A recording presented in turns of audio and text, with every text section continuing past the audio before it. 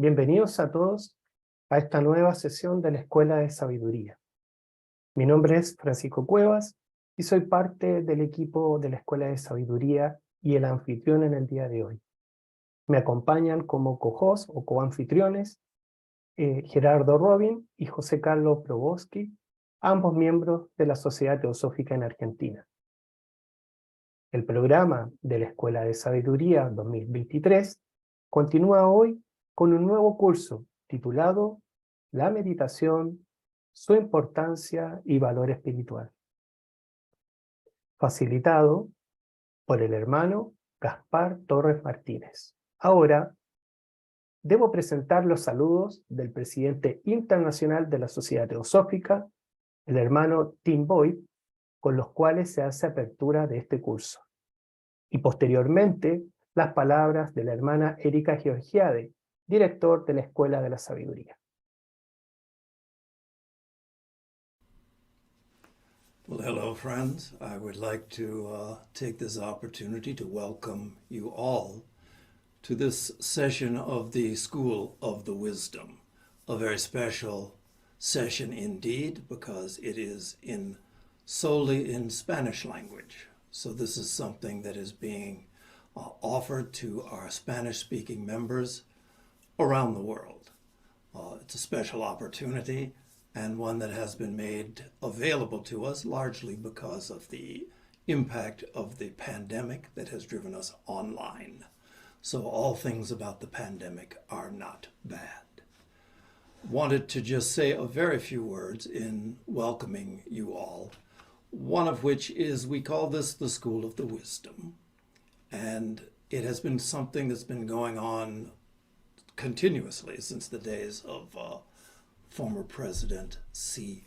Jinnarajadasa, so for a number of decades now. Customarily, it was something that was held at our Adyar headquarters and was so available for people who were coming and able to actually physically be there for the sessions. It would last, in the early days, it would last anything from a period of months.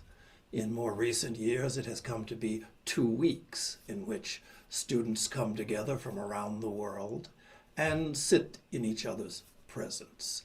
It's been a wonderful thing.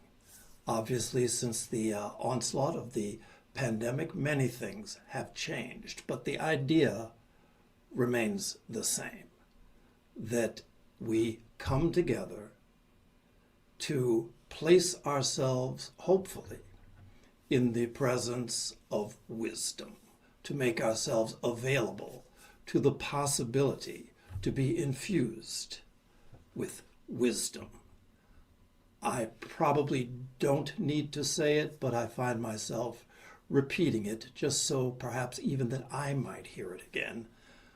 We have to always keep in mind that wisdom is not something that can be given. It cannot be learned. It cannot be taught.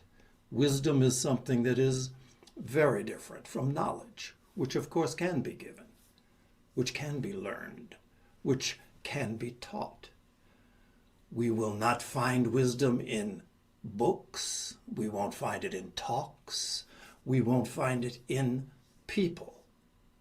It's present everywhere, but mostly because of the barricades, the obstacles we place in its way, it seems to be something that is largely unavailable to us. So, the School of the Wisdom, what is it that makes it a different opportunity, a different way of access, potential access to wisdom? Normally, when we start these meetings, there is a mantra that is said that is specific to the opening of such an event as this. One of the lines of that mantra can be translated as, "May there be no disharmony among us." Although it is not said in that mantra, probably we can add additionally, may there be no disharmony within us.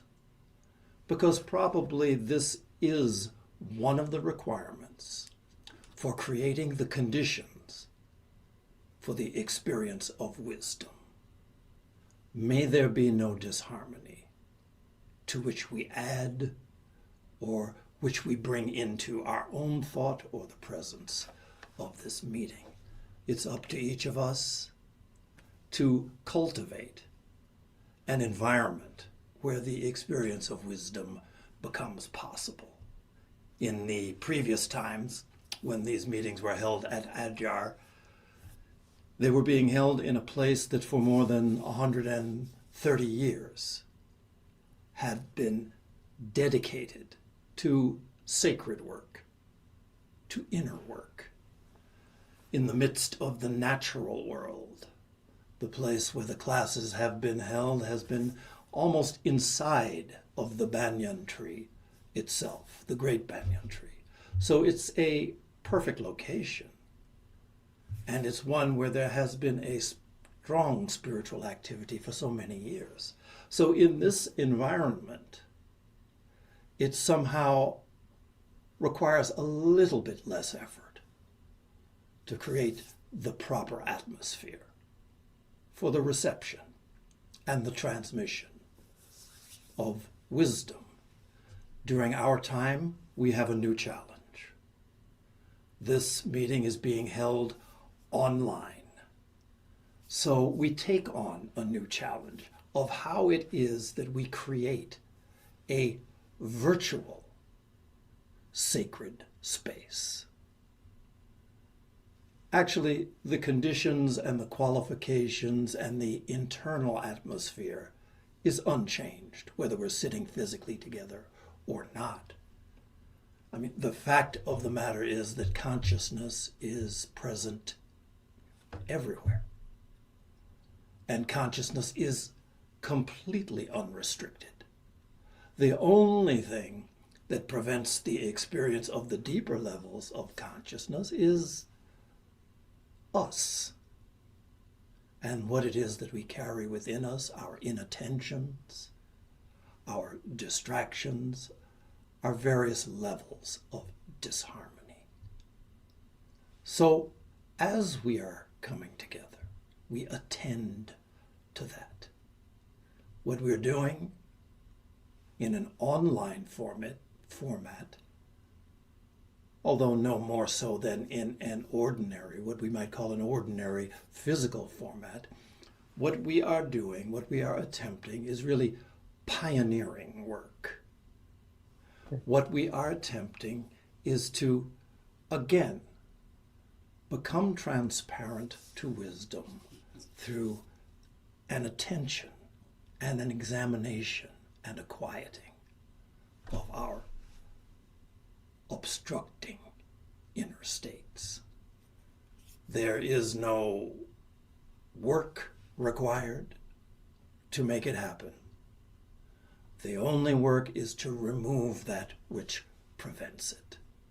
So, together, in this session of our School of the Wisdom, now as always, it is the hope, it is the wish, and it is our intention that this time together may be one in which greater light, an avenue for greater light, may be developed, may be created, so that we may be transparent and we may take our part in the great work that has been set before us in this commitment to this direction in which the Theosophical Society points.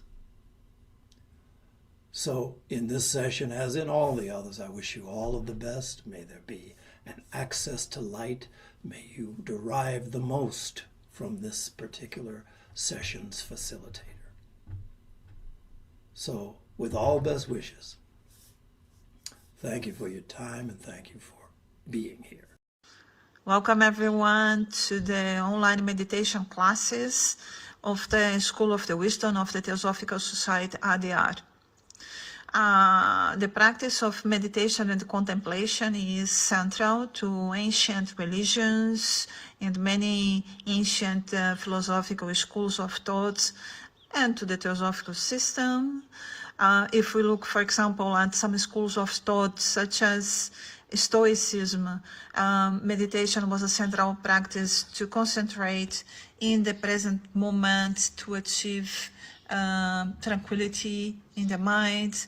The Epicureans, they used meditation also to cultivate a peaceful state of mind. The skeptics actually used meditation to practice suspending judgment and achieve a state of agnosticism. The Platonists used meditation to contemplate the divine and see the universe and as an ordered whole. The Cynics used meditation to practice self-denial and cultivate a life of simplicity. The Peripatetics used meditation to pursue knowledge and to develop a deeper understanding of the world. Christianity also used a number of contemplative and meditative practices, such as, for example, reflecting on the scripture, praying with the psalms, imagination and reflection, centering prayer, focusing on God's presence, stillness prayer, resting in silence, praying with the rosary, and more.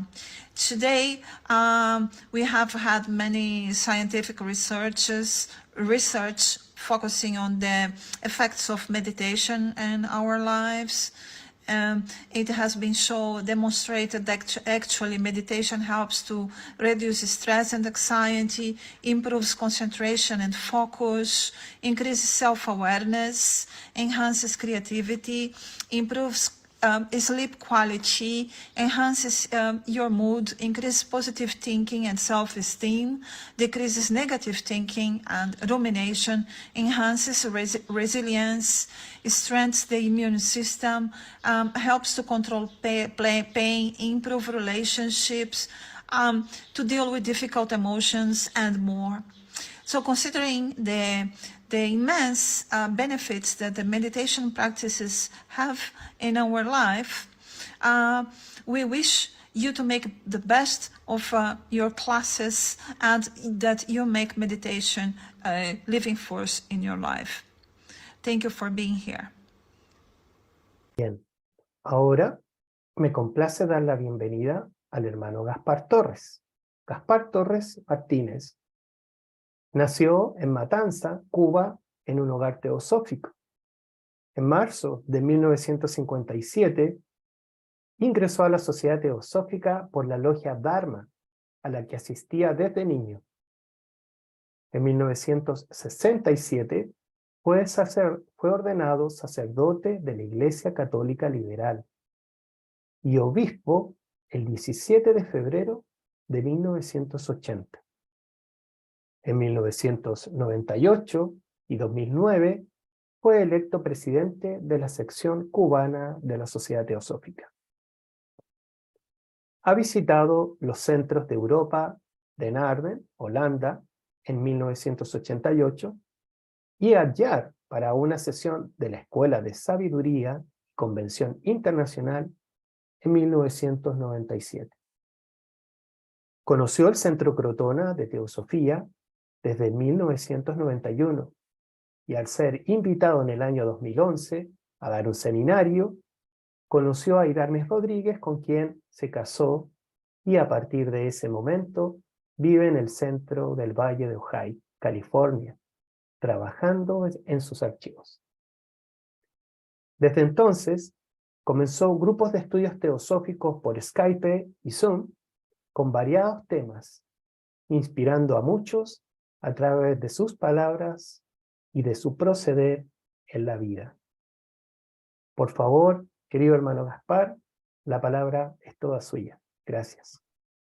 Gracias, Francisco. Vamos a compartir pantalla para poder estudiar lo que hemos seleccionado en relación con el primer tema.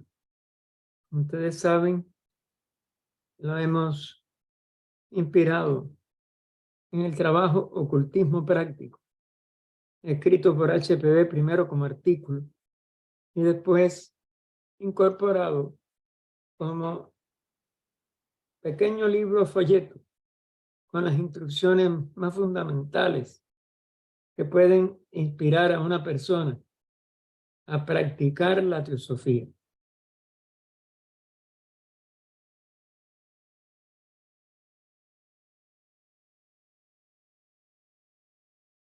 Dice HPV en esas colecciones primero se publicaron como artículos, después fueron incorporados, como le dije, ya en un folleto. Hay muchos que ansían instrucciones prácticas de ocultismo y por lo tanto es necesario dejar sentado de una vez para siempre.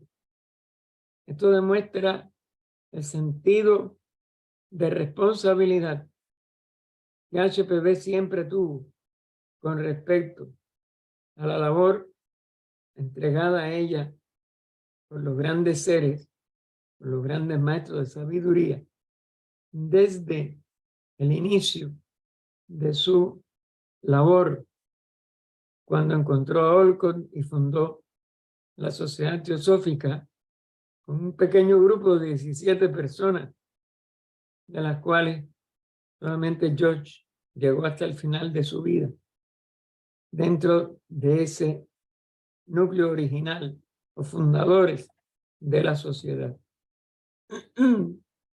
Y ella nos dice, primero, la especial diferencia entre el ocultismo teórico o teosofía y el ocultismo práctico o ciencias ocultas. Teosofía es sabiduría divina, pero indudablemente esa sabiduría no se puede concretar en un grupo de elementos que ustedes sean capaces de diferenciar del práctico del nivel teórico. La teoría siempre va a estar como cimiento de lo que, si es bueno, debe incorporarse a la vida de cada ser humano. Si no es útil y no es, sobre todo, capaz de llevar al bien y a la consumación de la ley de evolución, debe evitarse. Es un discernimiento que se va aplicando desde los niveles más abstractos a los niveles más prácticos, más en relación con la constitución externa y nuestras relaciones externas con el resto de la humanidad.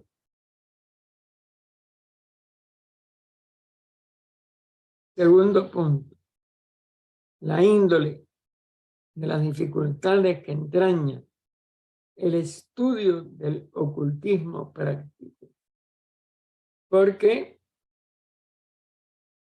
no solo incluye un sentido enorme de la responsabilidad que el efecto de la práctica de estas ciencias ocultas tengan sobre la humanidad, tengan sobre no solo los seres con los cuales nos ponemos en contacto, sino en realidad con la vida como un todo, porque la vida es una de las fundamentales columnas que erigen el conocimiento oculto, el conocimiento de la práctica de la teosofía, es que es una ciencia que tiene que permanecer, dada la poca evolución promedio humana.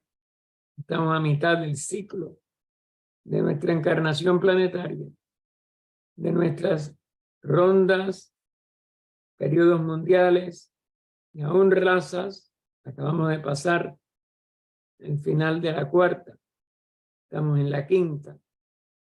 Nada más que un puntico delante de la mitad del gran círculo manvantárico en que toda la humanidad desenvuelve como promedio su vida de una manera integral y puede pasar más allá del nivel humano, que es el séptimo de los reinos del ciclo de necesidad. La evolución humana es necesaria y está dentro de esos 7 reinos en los que decursa todo el periodo que llamamos un Manvantara, la encarnación de un Manvantara planetario.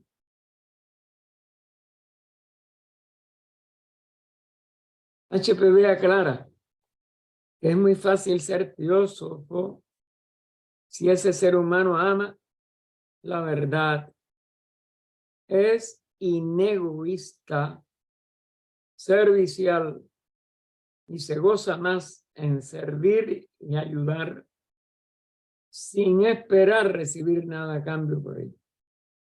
Es decir, lo tiene que expresar no solo como amor a la verdad, no solo como un inegoísmo, sino como un servicio, como una ayuda.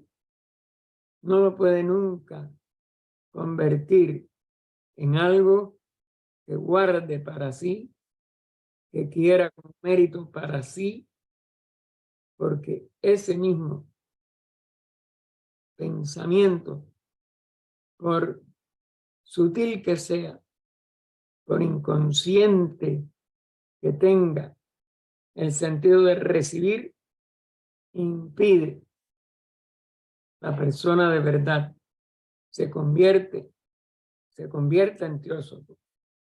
Podemos ser estudiantes de teosofía, pero el teósofo tiene que tener esta condición de amor a la verdad,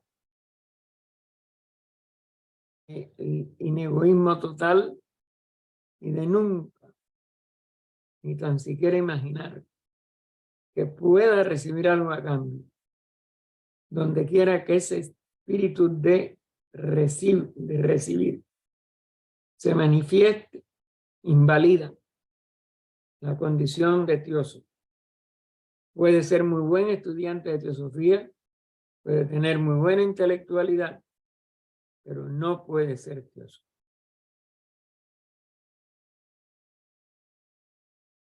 Distinto es entrar al sendero en el que hay que discernir entre el bien y el mal y pueda ser toda buena acción, poder hacer toda buena acción sin levantar un dedo. Es decir, por la fuerza interna que logra convertirse en vehículo de ella y aunque no mueva nada externo, internamente, ese discernimiento está creciendo y creciendo hasta realizarse como un estado de sabiduría que puede entonces hacerle digno del nombre de teósofo. Todo el que enseña esta ciencia carga todas las culpas de sus discípulos hasta el momento en que lleguen a ser totalmente responsables. Esto también es una ley que HPV ya había completamente asimilado cuando fue llevada ya a la fundación de la sociedad, después de toda una serie de más de 20 o 25 años esforzándose en ganar la estatura solamente los maestros sabían, sobre todo su maestro M, sabía que ella podía alcanzar, pero antes tenía que vencer una serie de limitaciones que no era posible que nadie se las quitara. Ella tuvo que sobrepasar su mediunidad con la que nació y vencer todas las debilidades que esa condición representa para poder erigirse en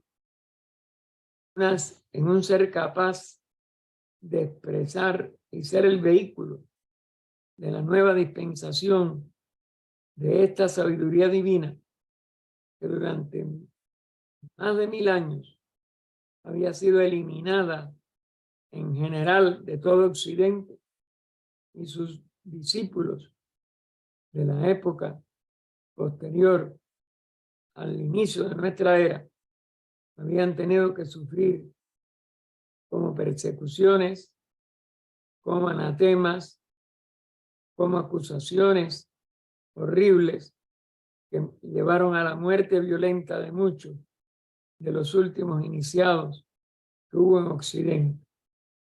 En la India permanecían muchas de estas enseñanzas.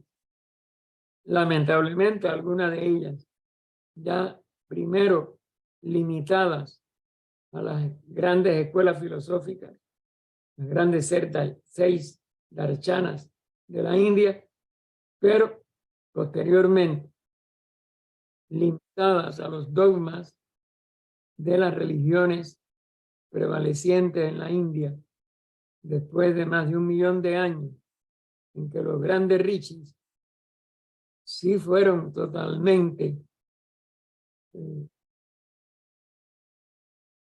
capaces de primero en el nivel divino y aún después en el nivel humano de guiar las primeras etapas de nuestra quinta raza, a la cual pertenecemos toda la humanidad, porque lo que distingue físicamente, externamente, a una raza son sus sentidos. Y toda la humanidad, desde el inicio de nuestra etapa racial, la raza aria, tiene ya los 5 sentidos. Que haya otra serie de condiciones, porque hay 3 grandes líneas de evolución entretejidas como una sola en apariencia, es otra cosa. Indudablemente que la parte intelectual, sobre todo la intelectual, por esta quinta raza que representa el desarrollo del quinto principio, el manas, el manu, el que piensa, y el otro hilo que completa la triunidad de la ley de evolución, la evolución espiritual, de la cual no podemos con nuestra mente discernir ni comprender, solamente a través de esta ciencia oculta,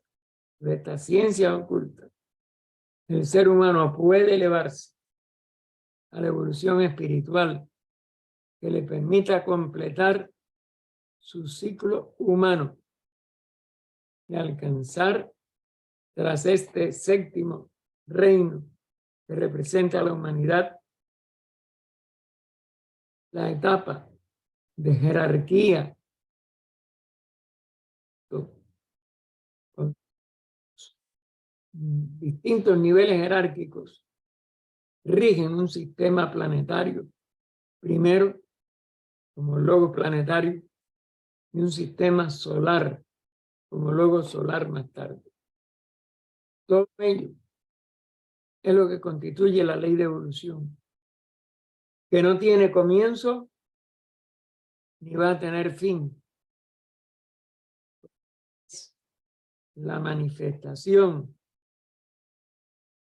Ley 1 de evolución no he comenzado nunca ni puede terminar.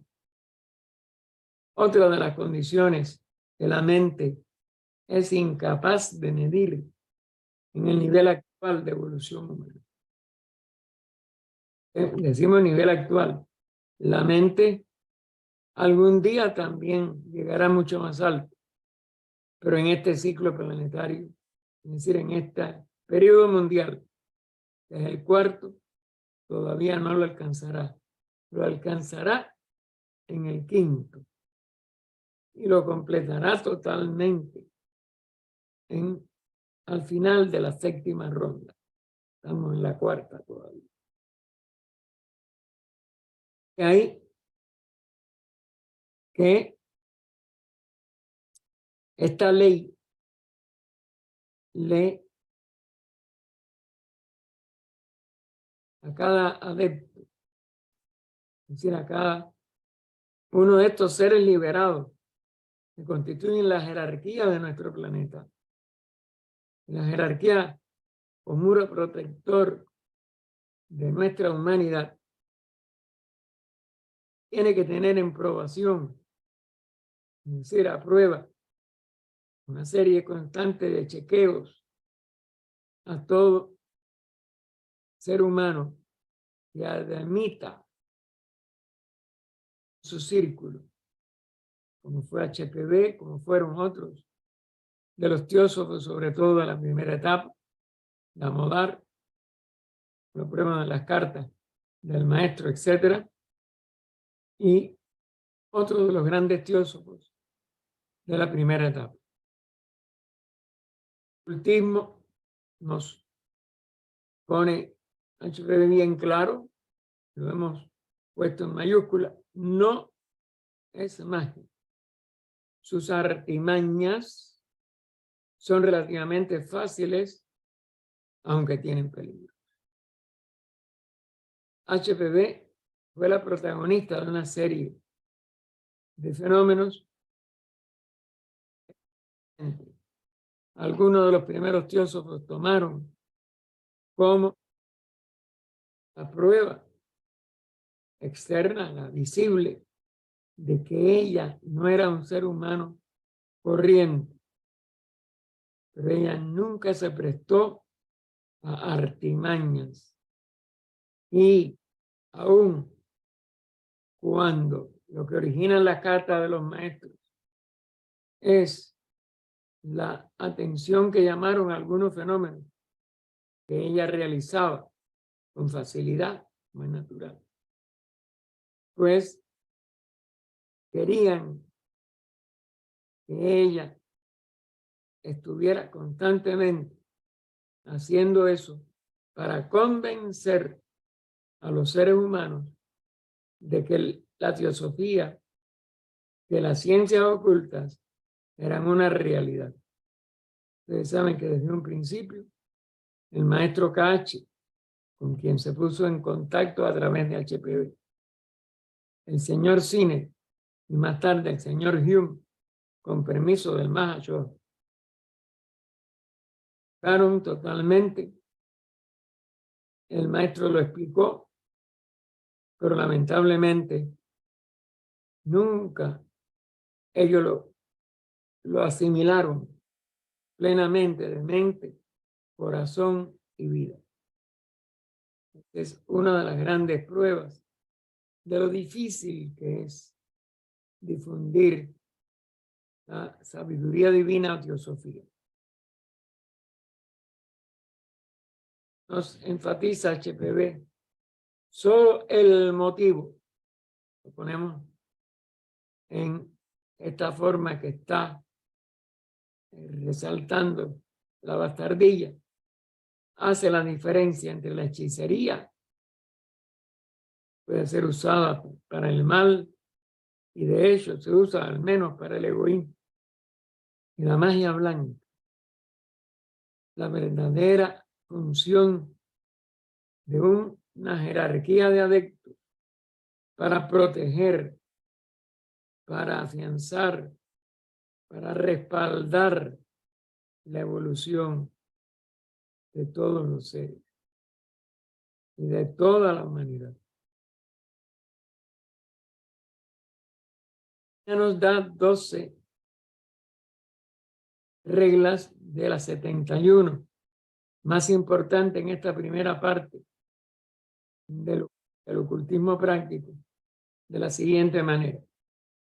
Primero, el lugar donde se dé la enseñanza, es decir, donde esos que están en probación son probados por el adepto, debe estar aparte de todo otro fin. Es decir, es un lugar dedicado, totalmente entregado a esta preparación. Debe tener los 5 colores espectrales en cierto orden. Aunque los colores lleguen a 7, recuerden que estamos quinta raza desarrollando manas y es el quinto principio.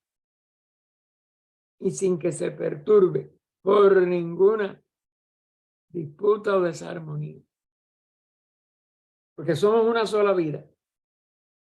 Si se va a dar una instrucción con relación a esa vida superior, a esa vida divina, a esa sabiduría divina, no puede haber ninguna cosa que contradiga ese sentido de la unidad. Cualquier pequeña disputa, molestia, incomodidad, por pequeña que sea, es incompatible con una instrucción que los adeptos estén impartiendo. Deben haber objetos de influencia positiva para que no se distraiga o se turbe la mente. Es decir, ese lugar tiene que tener una armonía. Porque si lo que estamos tratando de evitar son desarmonías o disputas que contradigan la vida una, pues no puede haber tampoco nada que distraiga o turbe la mente. La segunda regla, antes de que cada uno pueda estudiar, y ahora en sentido figurado, por eso está entre comillas, cara a cara, debe adquirir conocimientos preliminares en un grupo cuyo número debe ser impar. Esta es una regla de la que ella no explicó detalles, pero lo que sí hay una etapa preliminar y el grupo debe ser un número impar. Esto solo al final del ciclo instructivo, según el uso que haya recibido del conocimiento recibido. Es decir, que esto es una culminación a que tiene que llegar poder estudiar cara a cara y poder desentrañar lo que esa frase entre comillas representa. Pero eso es una culminación de la etapa preliminar.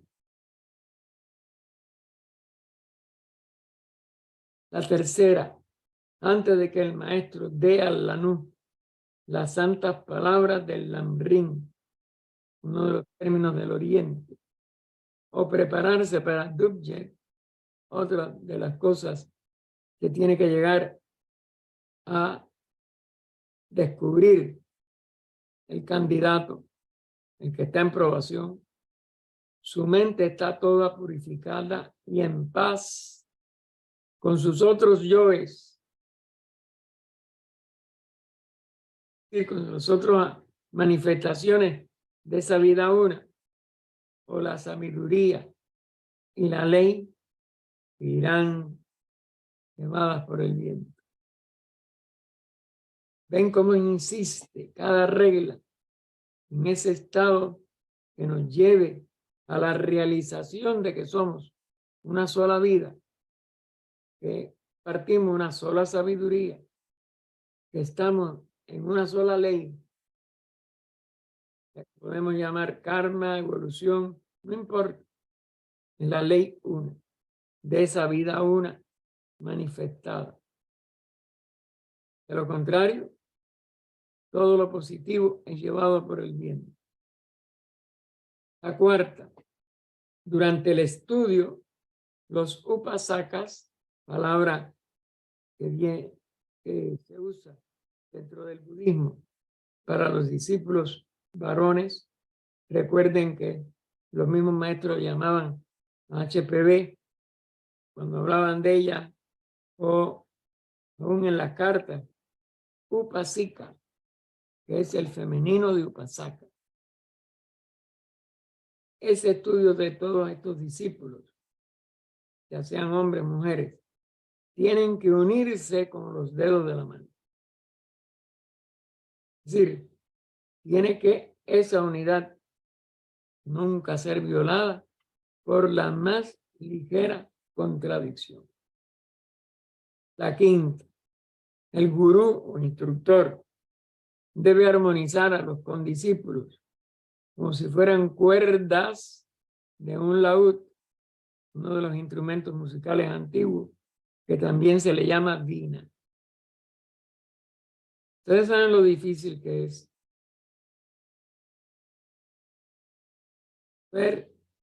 afinar las cuerdas de un instrumento de cuerda. La sexta, quienes deseen adquirir el conocimiento que conduce a los siddhis, palabra que también se usa para el poder, han de renunciar a todas las vanidades del mundo y vida.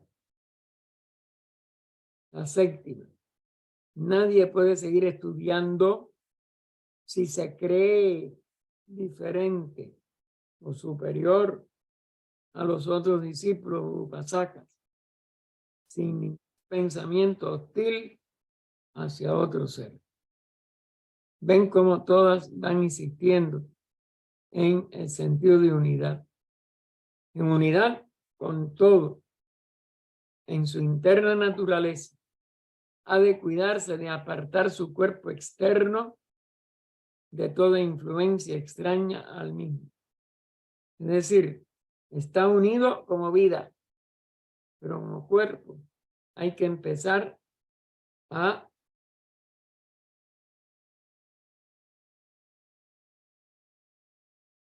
particularizar la vibración electromagnética del cuerpo. El cuerpo externo es el que tiene que estar completamente ajeno a todo magnetismo ajeno, porque la expresión en del vehículo es distinta a la armonía interna y a la unidad interna de la conciencia que lo habita. La novena, la mente debe permanecer embotada, es decir, que no responda para todo menos para las universales verdades de la naturaleza, o sea, la ley de toda nuestra manifestación. Pues si no, la doctrina del corazón, que es la que se atribuye a que enseñó Gautama cuando alcanzó el Buda, se reduciría a la escueta de la doctrina del ojo, la del vehículo, no en la de la conciencia una. Esa es la doctrina que tiene que seguir, enseñar y lograr a la que respondan todos los upasakas.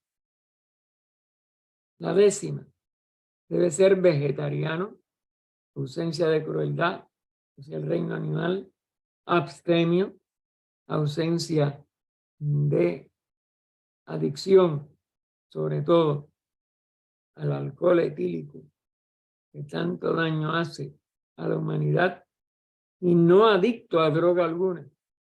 Cualquier adicción invalida la posibilidad de que se avance internamente a una relación más estrecha con la fraternidad de adentro.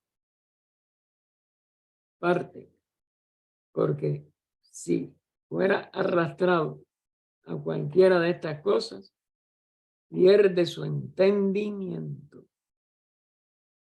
Está totalmente imposibilitado de ser un discípulo de los adeptos liberados.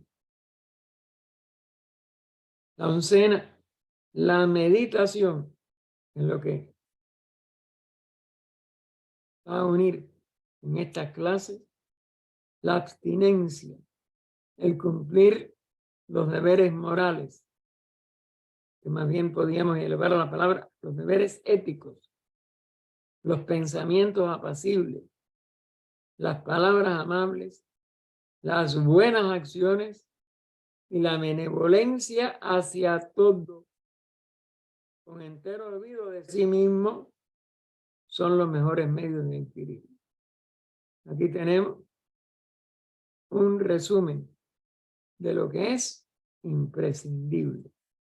Y la 12ª, únicamente por la observancia de las reglas anteriores, puede esperar el lanú, otra de las palabras usadas para los upasakas, para los que están aprendiendo, la adquisición a su debido tiempo de los siddhis y de los arhats, que es el nombre colectivo que se dio a todos los que triunfaron en la doctrina del corazón de Gautama, cuyo desenvolvimiento lo conducirá gradualmente a la unidad con el todo universal.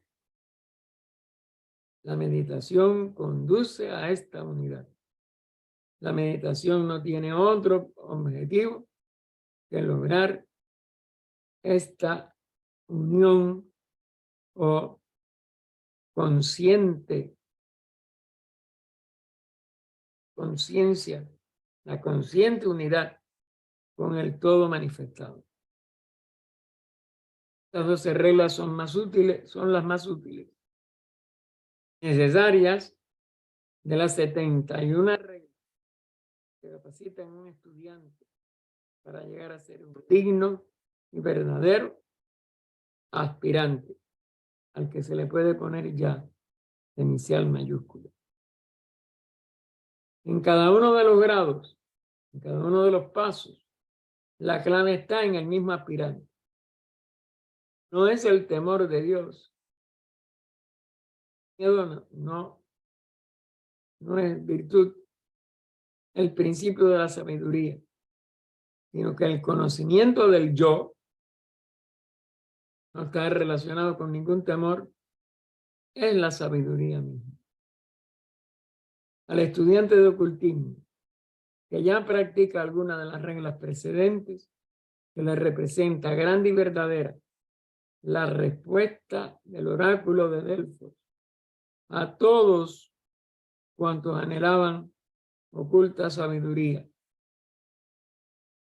Sabio Sócrates repitió, corroborándola varias veces: hombre, conócete a ti mismo. No solo está en ese frontispicio del templo de Delfos, es el único propósito verdadero de la verdadera meditación, que en las otras clases continuaremos estudiando.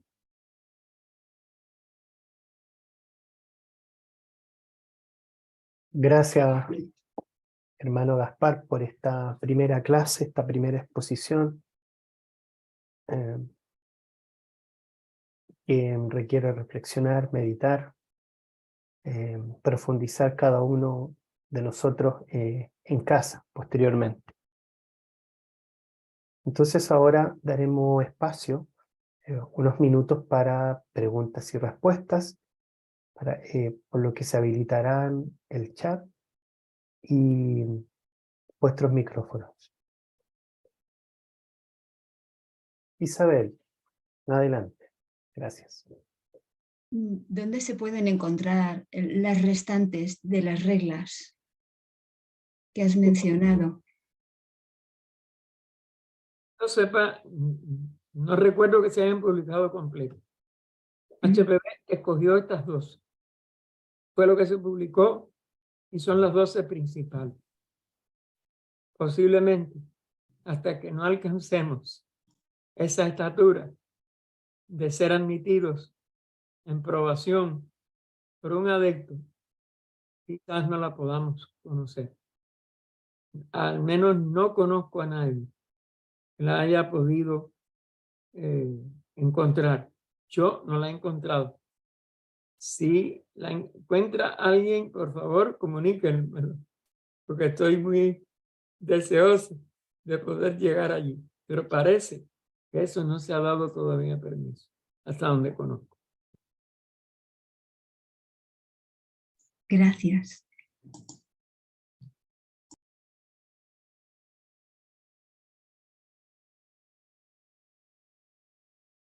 ¿Alguien más?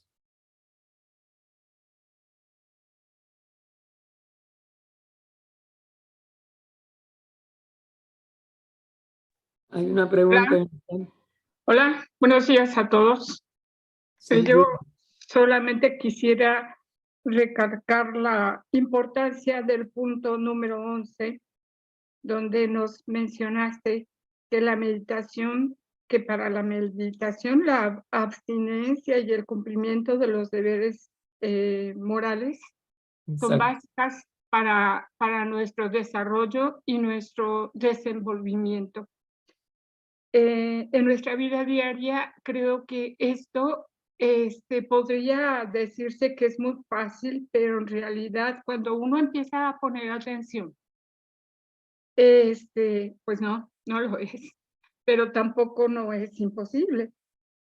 Pero cuando uno empieza a aplicar, entonces todo empieza a cambiar, aunque sea un poquito. Y creo que si ponemos atención en nosotros mismos, en tu estudio que mencionabas, hombre, conócete a ti mismo. Si empezamos a poner atención en nosotros mismos, a conocernos, a saber qué somos las emociones, que tenemos que aprender a controlarlas y todo esto, entonces creo que podemos estar aplicando lo que el libro de la señora Fournier nos dice sobre la regeneración humana de lo que realmente somos.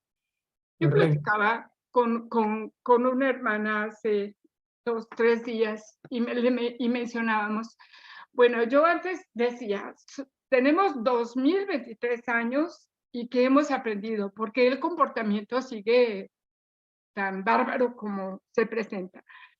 Pero de acuerdo a nuestros estudios, o sea, tenemos que ir no tan solo a estos años, sino a las razas anteriores, la primera, la segunda, la tercera. Y sabemos que está el plan divino de la evolución, pero entonces, ¿qué tanto hemos sido conscientes o qué tanto hemos sido irresponsables para llegar a la situación en donde estamos? Y realmente tenemos el compromiso por amor a nosotros mismos, por amor a la humanidad, a través de las bellas enseñanzas que recibimos día a día, o sea, de trabajar en nosotros mismos y de aplicar para poder empezar a cambiar las condiciones.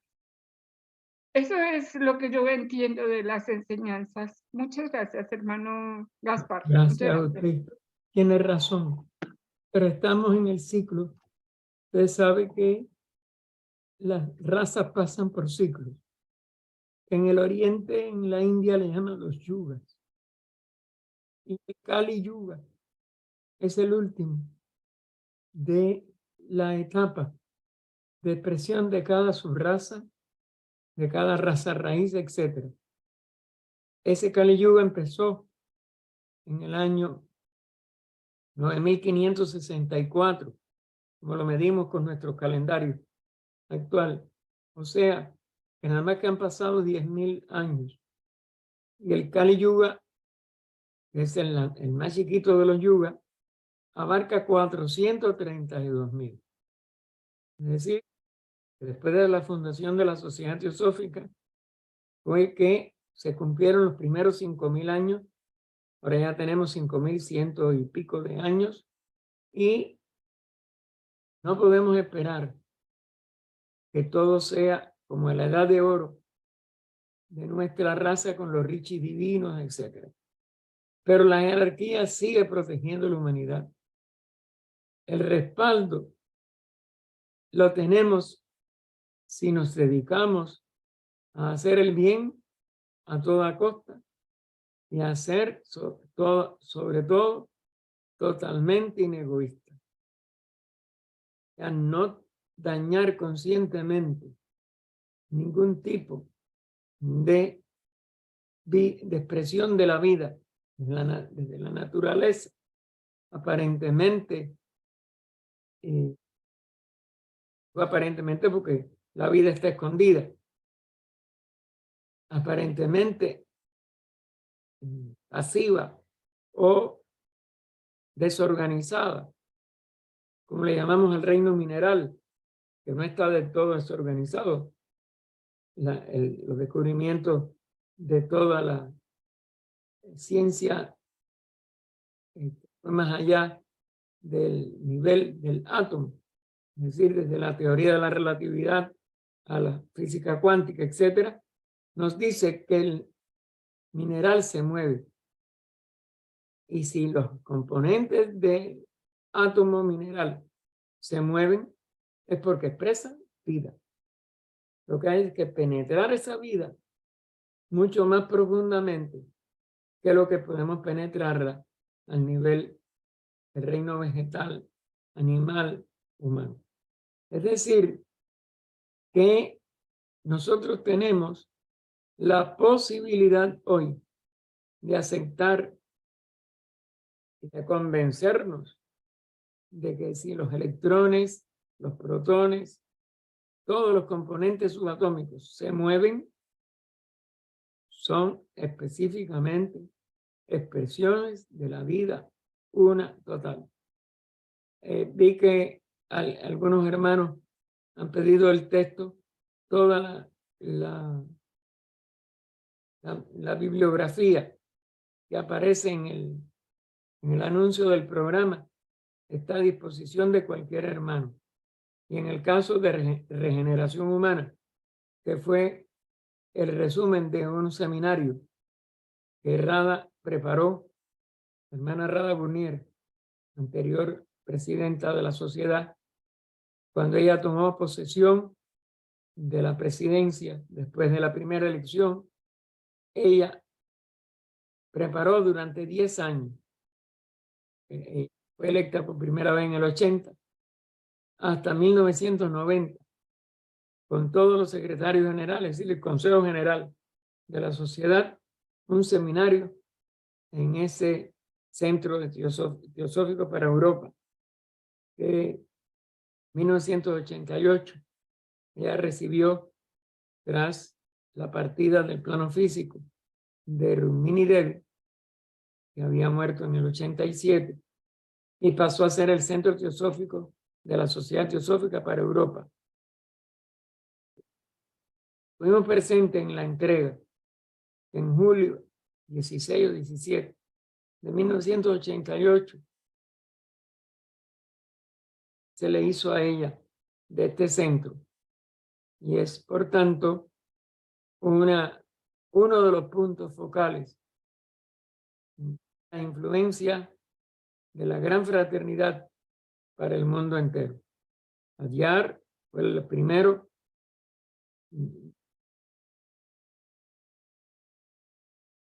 Ay, ahora no me recuerdo. Bueno, el de Australia, el de Sydney, y después este centro teosófico. Protona también es un centro, y hay otros centros. En América del Sur está el centro Raya y otros. En todos estos centros se canaliza una fuerza para el bien de toda la humanidad. No hay más nada. Vamos adelante, Carlos. Gracias, muy amable. Saludos a todos y un abrazo especial a ti, Gaspar. Gracias por la oportunidad. En esto de las reglas hay que tener mucha intuición, supongo, porque en la regla 8, la influencia externa con el magnetismo de lo que nos rodea, de toda expresión de la vida en criaturas y vegetales y todo esto, contacto que podría afectar a nuestras propias vibraciones. Esto tendríamos que tener mucha intuición para saber cómo y hasta qué punto tener ese alejamiento, ¿cierto, Gaso? Correcto. Hay que distinguir la propia expresión electromagnética de cada cuerpo y la conciencia que reside dentro de ese cuerpo. La conciencia es lo que es la vida una, que tenemos que descubrir su unidad a través de la meditación. Pero los cuerpos deben permanecer totalmente en su atmósfera electromagnética, porque ese es un efecto de la vida en el cuerpo. El señor Jinarayadasa siempre llevaba hasta sus cubiertos arriba, porque él trataba de no mezclar el magnetismo de su cuerpo con magnetismos ajenos. Y eso no solo él, eso es una disciplina de los grandes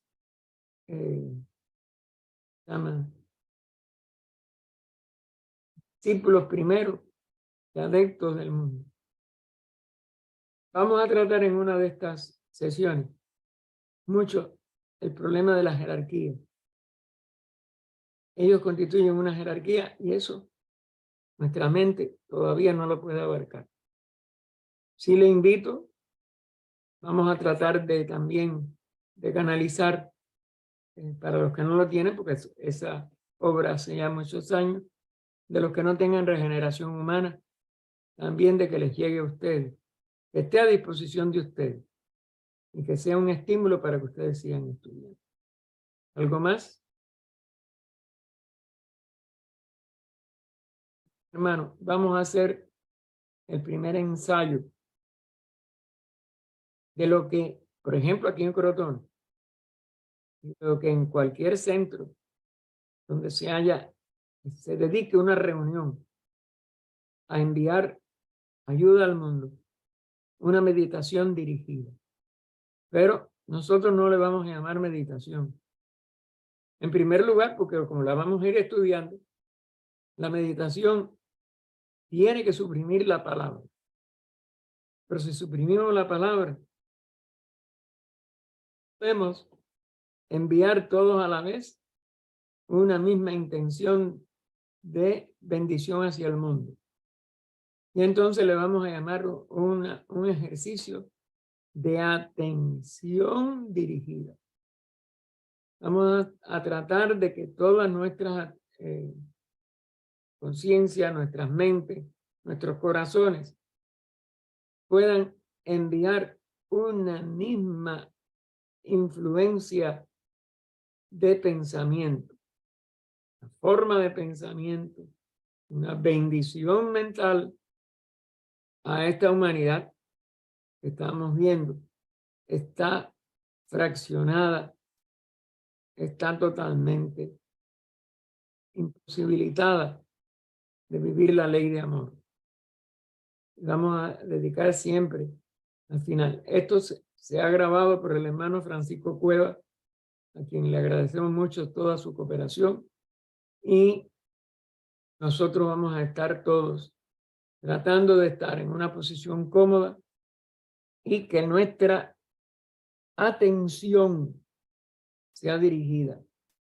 En la meditación veremos que la meditación verdadera carece de palabras, porque tiene que elevarse hacia los niveles de la triada superior para que sea una verdadera meditación. Aparte, meditación tiene 3 aspectos, lo vamos a estudiar desde el diagrama de HPV en adelante, en que se necesita que la atención se mantenga por el tiempo que lleguemos nosotros a determinar y pase a ser una contemplación interna, y en esa contemplación es que culmina el verdadero éxito de Samyama, como la llama Patanjali, o la meditación que conduce a Samadhi. Es decir, ella culmina en un Samadhi. Y eso no es posible mientras nosotros tengamos nuestra conciencia en niveles inferiores. Así que, hermano Francisco, vamos a la grabación de nuestra atención dirigida de este día de hoy, primera sesión de este curso.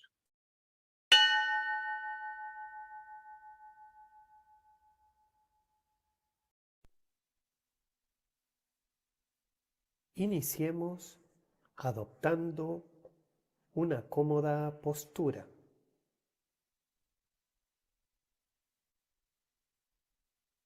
Cerremos los párpados de los ojos y dirijamos la atención hacia el interior.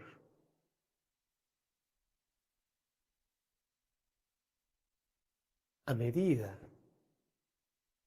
que nos relajamos, soltamos nuestro cuerpo.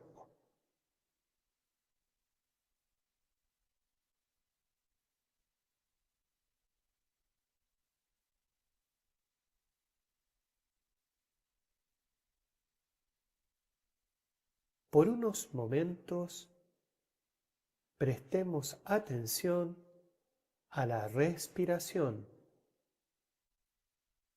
no forzando o apurando su movimiento.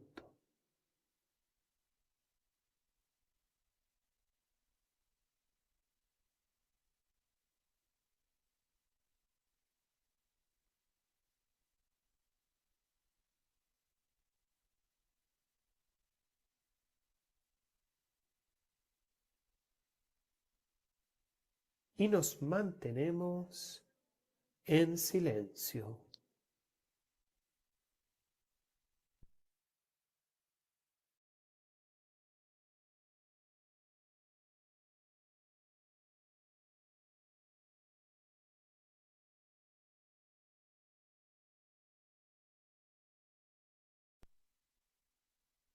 Pensamientos para aspirantes. Del libro Ocultismo Práctico de HPV.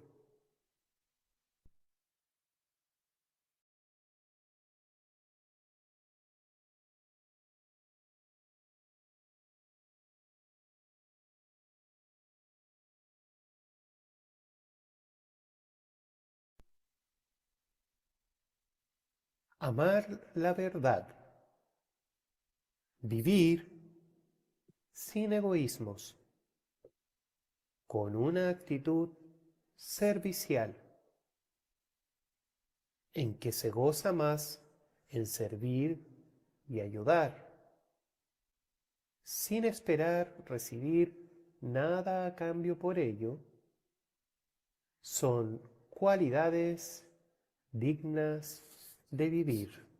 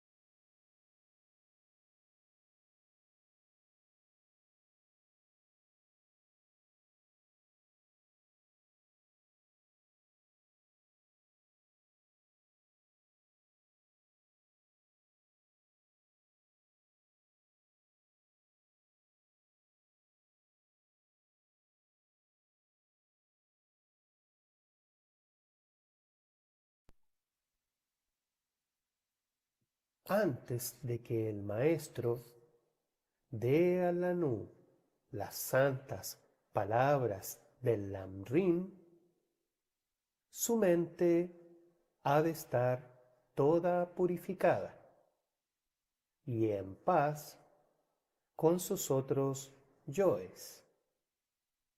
De lo contrario, la sabiduría y ley se irán llevadas por el viento.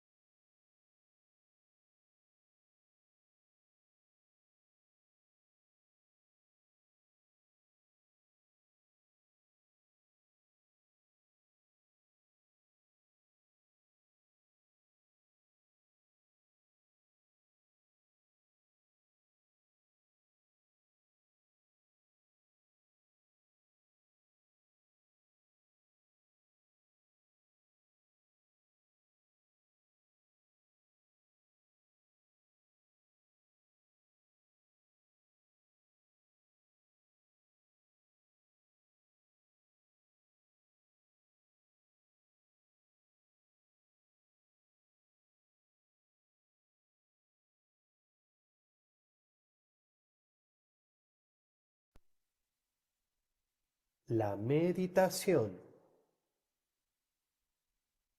la abstinencia, el cumplir los deberes morales, los pensamientos apacibles, las palabras amables, las buenas acciones y la benevolencia hacia todo, con entero olvido de sí mismo, son los mejores medios de adquirirlos.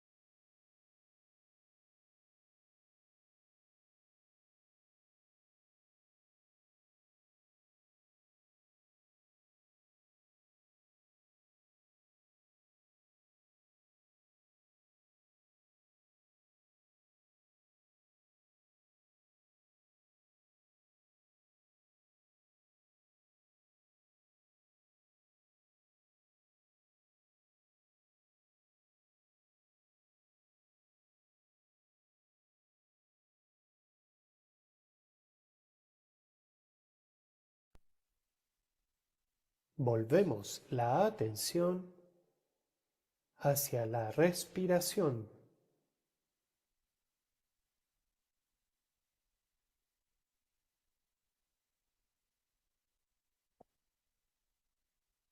Retornemos la atención hacia nuestro cuerpo.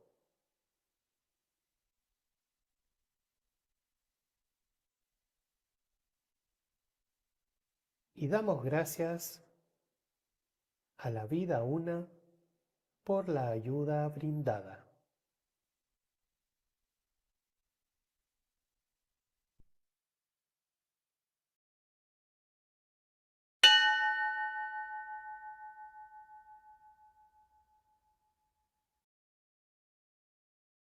Gracias, hermanos. Los esperamos el próximo sábado y los sábados siguientes. Y cualquier sugerencia nos la pueden a través del hermano y de la Escuela de la Sabiduría hacérnosla llegar y trataremos de mejorar lo que ustedes estimen que debe mejorarse de este curso. Gracias y hasta el próximo sábado.